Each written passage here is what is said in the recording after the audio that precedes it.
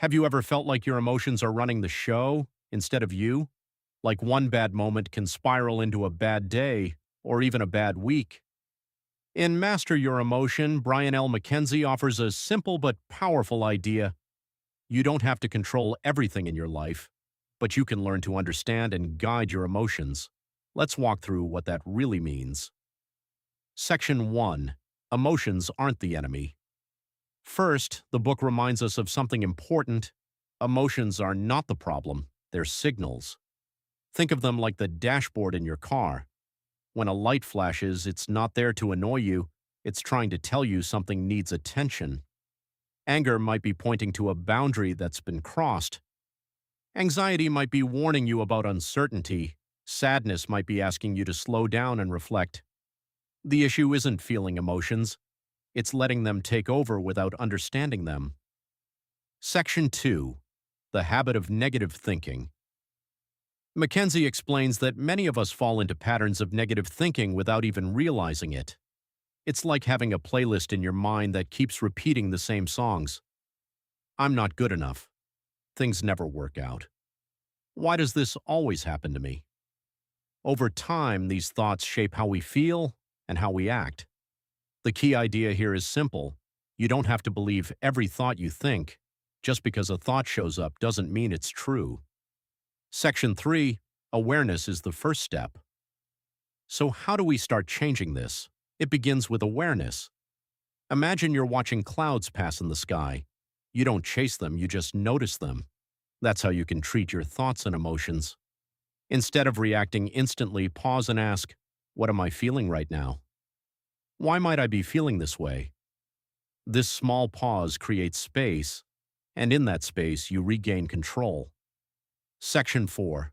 Reframing your perspective. One of the most useful tools in the book is reframing. Reframing means looking at the same situation, but from a different angle. For example, instead of thinking, I failed, you might say, I learned something that will help me improve. Instead of like, this is a disaster, you might say, this is temporary and I'll figure it out.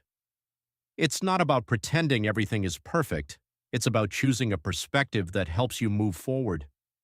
Section 5. Managing Stress and Overwhelm. The book also dives into stress, something we all deal with.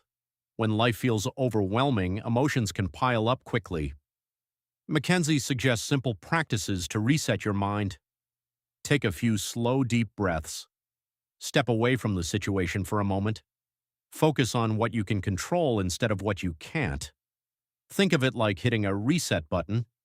Even a short pause can stop stress from snowballing. Section 6. Building Emotional Strength. Mastering your emotions isn't about being calm all the time. It's about becoming resilient. Like building muscle, emotional strength comes from practice. Every time you pause instead of reacting, every time you question a negative thought, every time you choose a better perspective, you're training your mind, and over time, it gets easier. Section 7. Positive Thinking Done Right. The book also talks about positive thinking, but not in a forced or unrealistic way. This isn't about ignoring problems or pretending everything is fine. It's about focusing your energy on solutions, growth, and possibilities. A helpful way to think about it: you can't always control the weather, but you can choose how you dress for it. Wrap up. The core. Message.